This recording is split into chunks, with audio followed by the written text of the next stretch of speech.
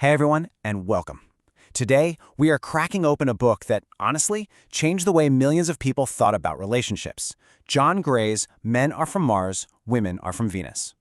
It became a global phenomenon for one simple reason. It offered a single, powerful metaphor to help us finally understand the opposite sex. So, let's break down the core ideas.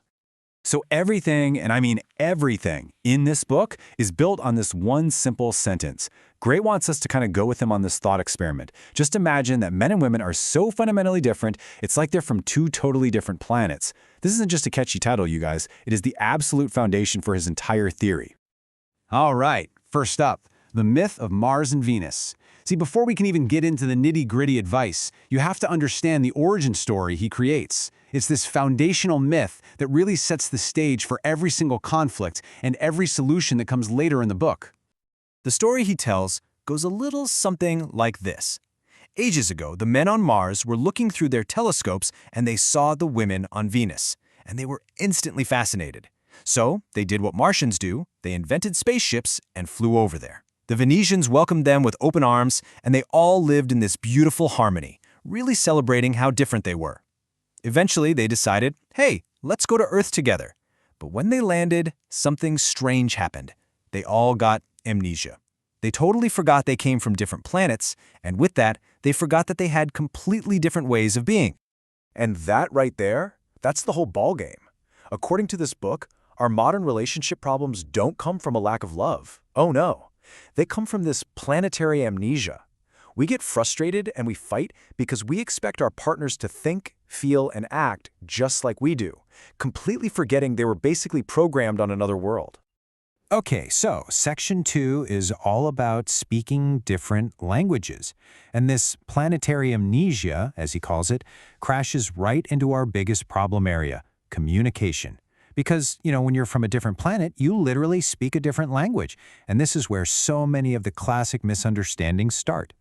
This brings us to the classic, maybe the most famous part of the book, Mr. Fix-It. The idea is that when a woman talks about her problems, she's not usually looking for a 5-point plan. She's looking for connection. She just needs to vent, to feel heard and understood. But the Martian, her partner, he hears a problem and his brain just goes into solution mode. He puts on his Mr. Fix-It cap. From his perspective, he's being the hero. He's solving the problem. But to her, it feels like he's completely missing the point. Okay, so what about when the shoe's on the other foot? What happens when a man gets stressed? Well, according to the book, he does the exact opposite. He doesn't talk, he retreats. He goes into what Gray calls his cave. Now, this isn't a physical place. It's a mental space where he goes to be alone, to focus, and to figure out a problem without any distractions. For a Venusian, though, that sudden silence can feel, it can feel like abandonment. And Gray really hammers this point home. This retreat into the cave isn't about her. It's not personal. He says there are a few main reasons. 1, he genuinely needs to focus on a problem to find an answer. 2, he needs to cool off so he doesn't say something stupid he'll regret.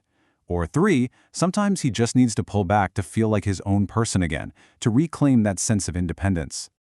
So you can probably guess what the Venusian approach is, right? Yep, the complete opposite. Instead of retreating into a cave, she finds relief by reaching out, by talking through all the details of what's bothering her with someone she trusts. For her, the active sharing of being heard and validated, that is the solution. You can just see the collision course, can't you? All right, on to Section 3, opposite emotional cycles. So we've talked about communication, but Gray says it goes even deeper than that. He argues that men and women run on totally different emotional operating systems, especially when it comes to things like intimacy and feeling good about yourself. Okay, first up is the Martian cycle. And the metaphor for this one? A rubber band. The idea is that a man gets closer and closer in a relationship, but once he hits a certain level of intimacy, an instinct kicks in and he needs to pull away. And this is the key part. Gray says it's not a rejection. It's a natural need to pull back and feel his independence before he can spring back again. And here's the tricky part, the real paradox of the rubber band theory. If you don't let him pull away, if you chase him, that rubber band just loses all its tension. It goes limp. He loses that pull that makes him want to come close again. According to this theory, it's that distance, that stretching, that actually makes him want to snap back. Okay, so what about the Venusian cycle? Well, here the metaphor is a wave. A woman's self-esteem and sense of well-being will rise up to a crest where she feels fantastic, loving, and giving. But what goes up must come down. The wave will inevitably crash. Gray calls this going down into her well, and he's really clear that this crash isn't a bug, it's a feature. It's a natural cycle, a kind of emotional house cleaning. So, when she's down in that trough, in what he calls the well, that's when she's feeling all her insecurities and needs support the most.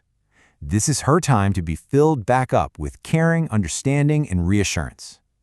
Trying to fix her or tell her not to feel that way is like trying to stop the ocean's tide. It's just not going to work.